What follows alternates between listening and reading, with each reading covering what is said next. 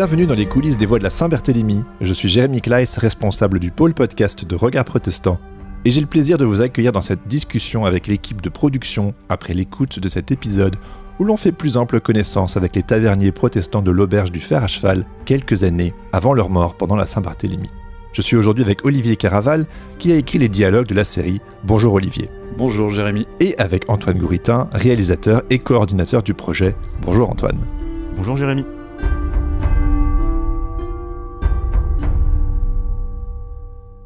Olivier, peux-tu te présenter et nous présenter ce que tu fais habituellement ? Oui, bien sûr.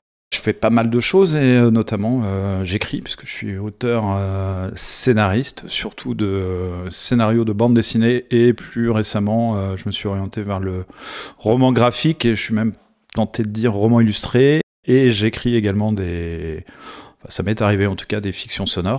Antoine, dis-moi, pourquoi avoir demandé à Olivier d'intervenir sur ce projet ? Oui, justement, on s'était rencontrés via la fiction sonore à l'époque. D'ailleurs, je crois que c'est les gens de Rennes Métropole qui nous avaient mis en contact parce qu'on travaillait un petit peu sur les mêmes choses. Au moment de 2020, c'était les commémorations de l'incendie de 1720, un grand incendie à Rennes. Approchez, chers voyageurs. N'ayez crainte. La cité de Bretagne où siège le Parlement, en cette soirée d'hiver du dimanche 22 décembre de l'année 1720, est presque paisible. Tu venais de la BD, moi je connaissais ton travail sur la Gégado notamment. Tu avais travaillé donc sur l'incendie de 1720. C'est là que j'ai compris aussi qu'il peut y avoir pas mal de liens entre la BD, la fiction, notamment dans l'écriture. Je sais pas, c'est pour ça toi aussi que tu t'es mis à la fiction sonore, non ? Ouais, la fiction sonore a pour moi un peu les mêmes vertus que la lecture. C'est-à-dire qu'on a possibilité au travers de scénarios, de fiction ou de docu-fiction même, d'exprimer des choses et de laisser la place à l'auditeur et qu'il ait sa part aussi d'imaginaire et de voilà. Donc effectivement, ça se rapproche même en termes d'écriture sur l'efficacité. On a peu de temps l'auteur a peu de temps pour s'exprimer et donc effectivement, il y a une économie de moyens et c'est vrai qu'il faut être la BD. On dit que c'est un art de l'essentiel et je pense que la fiction sonore, on retrouve un peu cette définition. Donc effectivement, les deux, il y a des passerelles de toute façon. Hein. Donc oui, ça a du sens quoi. Et donc j'avais beaucoup aimé le boulot que vous aviez fait avec Franck notamment. On en reparlera sur le mixage. Quand j'ai travaillé sur le projet donc des Voix de la Saint-Barthélemy, il y a pas mal de choses que j'aurais pu éventuellement essayer de faire. Mais comme on a eu la possibilité d'avoir tout simplement les moyens de faire mieux et plus grâce à la Fondation Bercier, Regard Protestant qu'on remercie encore une fois, je me suis dit en fait c'est bête, il y a Olivier qui fait ça très bien pour redonner vie au personnage, proposons-lui d'intervenir là-dessus.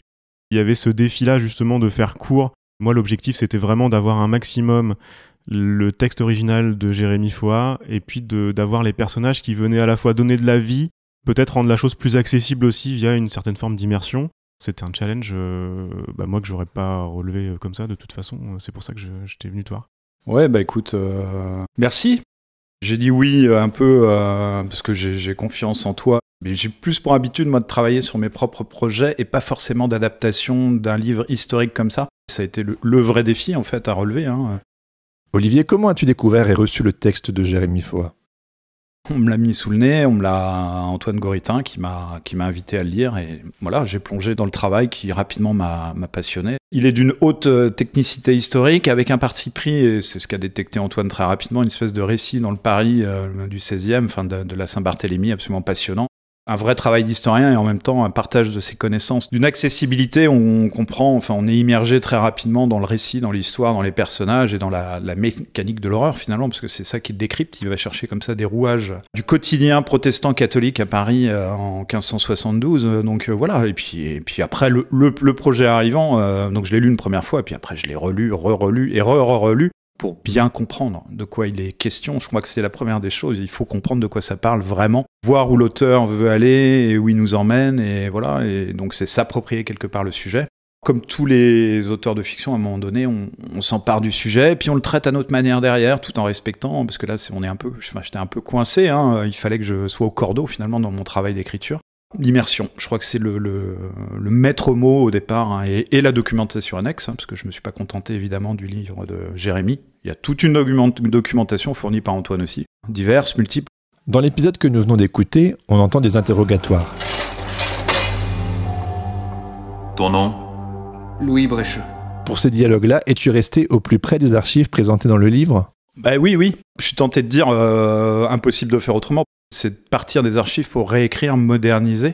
Si tant est que la modernisation est autorisée, c'est là où on bascule de l'histoire vers un peu peut-être la fiction, on donne vie à des personnages au travers de ce qu'ils vont dire, mais tout en respectant le texte d'archives. C'est logique, c'est évident, c'est comme ça qu'ils ont parlé. Moi, j'essaye de le dépoussiérer, entre guillemets, d'en donner une version acceptable à notre époque, mais tout en, effectivement, pour moi, c'était, à partir du moment où il y a des archives qui sont là devant moi, écrites, qui sont certifiées par un historien, pourquoi ? Donc l'idée, c'était vraiment de les moderniser, je pense, de les rendre compréhensibles, audibles, mais tout en respectant ce qu'ils disent aussi. C'est-à-dire qu'il y a le sens, et ça, toujours, il faut garder le même sens. Il ne faut pas pervertir le langage, il faut juste peut-être le modifier un peu, le rendre plus neuf, plus vivant, plus actuel. Et pour que ce soit surtout compréhensible tout de suite par l'auditeur, c'est ça, tu disais tout à l'heure, économie de moyens, efficacité, là on est dedans, et c'est intéressant parce que le registre de langue, on en a parlé dès le début, ça a été la question un peu épineuse. Comment tu as approché ça et le dosage ? Avec beaucoup de précautions, je dois dire, parce que et d'humilité. Moi, je n'ai pas prétention à être un spécialiste du langage du XVIe siècle. Ce que je sais faire, c'est probablement, et j'espère bien faire, c'est à la fois comprendre les enjeux, le sens réel, ce qu'il y a. L'intention réelle des personnages et de l'action. À partir de ce moment-là, si on respecte ça, déjà, je pense qu'on a une bonne base. Derrière, encore une fois, j'ai pas pour prétention C'est pour ça que j'essaye en permanence d'être fidèle quand même à la base, parce que dès qu'on s'en éloigne, on peut tomber dans l'anachronisme. Par contre, il faut être efficace. C'est-à-dire qu'il y avait peu de place, beaucoup de personnages, peu de temps de dialogue finalement, des scènes très fortes d'emprisonnement, d'arrestation et jusqu'au massacre. Tout de suite de l'efficacité, créer de la tension, de la vie, faire ressentir le quotidien. Après, mon dialogue, il est aussi au milieu de nappes sonores, d'illustrations sonores qui viennent enrichir tout ça. Je crois que au final, c'est l'assemblage qui fait la réussite du podcast définitivement, mais par petites touches, donner de la vie très rapidement, que l'impact, les personnages, on a peu de temps, on a très peu de temps, donc il faut être efficace tout de suite. Veux-tu te retirer en la religion apostolique et romaine ? Non, monsieur. Je tiens ma religion et la tiens bien. On a parlé des scènes comme les interrogatoires où tu es resté au plus près de l'archive. D'autres scènes dans la série nécessitaient une plus grande invention. Comment les as-tu traitées et d'où sont venues les inspirations ? Elles sont venues à force de m'immerger, je pense, dans la connaissance des personnages, même du Paris de l'époque, où moi très rapidement j'ai réclamé à Antoine, j'ai même envoyé un mail à Jérémy Faux à ce sujet, trouver une carte de Paris pour comprendre la proximité au quotidien, trouver la vie dans parce que on passe d'une archive, mais on veut donner la vie finalement au personnage. Donc très rapidement, j'avais besoin de me promener mentalement dans le Paris de l'époque, comprendre que ces protestants catholiques vivaient dans la même rue, sur la même place, étaient commerçants, voisins, etc. M'immerger en fait, et même quasiment physiquement. Alors il s'avère que j'ai vécu en plus à Paris, dans le centre de Paris, donc certains lieux identifiés clairement, la conciergerie et autres. Je les vois visuellement, j'ai besoin, de toute façon je travaille toujours comme ça, beaucoup de documentation, et puis l'immersion, je crois que c'est le maître mot. Et puis pas mal aussi de choses, je crois que tu es allé chercher à d'autres endroits dans le livre, des endroits que j'ai pas gardés dans l'adaptation. Peut-être pas directement dans les dialogues, mais même pour imaginer les situations, pour rentrer dans la psychologie des personnages. Ouais, c'est ça. Tu parles de... Moi, je pensais à Croisier, par exemple. Notre belle cité est livrée en pâture. Mais un mariage, c'est l'espoir, c'est la paix. C'est un prétexte sournois, une invite odieuse à leur manigance. Au premier signe de leur chef, ils nous massacreront jusqu'au dernier, au nom de leur prétendue religion. Ouais, Croisier, alors c'est atroce de passer du temps avec des massacreurs comme ça, on finit par presque bien les connaître, à comprendre leurs obsessions, mais c'est aussi toute la vertu, je pense, et la qualité du travail de Jérémy Faux qui nous fait comprendre la mécanique des personnages, ce qui atteint un paroxysme monstrueux le soir du massacre, mais j'ai jamais l'impression de bien les connaître en fait, au travers, du livre. Antoine a mis en exergue certains passages, parce qu'on peut pas raconter tout le livre, évidemment. Mais oui, on se nourrit, en fait, c'est très bien expliqué, finalement. On comprend toute cette mécanique qui a conduit au massacre. À un moment donné, on est tellement familier avec les personnages qu'on a l'impression de bien les connaître. Et là, peut-être qu'au niveau du dialogue, on les fait mieux parler, justement. On trouve un équilibre, qui est un enjeu aussi, parce qu'il faut tenir toujours cet équilibre dans la durée. Parce qu'un personnage d'une scène à l'autre, c'est le même personnage, mais il n'est pas forcément dans la même situation de stress, d'angoisse, de violence ou de non-violence. Il peut être avec sa femme, etc. Donc c'est toujours d'équilibrer en fonction des moments, des lieux et des circonstances du livre et du récit. Et puis puisqu'on est dans les coulisses du projet, je peux raconter une petite anecdote. C'est vrai que tu as passé beaucoup de temps, Olivier, sur l'écriture des dialogues. Et je pense surtout au début, à se mettre en route, c'est normal, tu l'expliquais, à s'immerger, à comprendre les personnages. Comme les auditeurs l'ont entendu la semaine dernière dans le premier épisode, il y a beaucoup de personnages dans le premier épisode. C'est un épisode vraiment d'exposition où on entend quasiment tous les personnages, voire même certains qu'on n'entend pas après dans la série.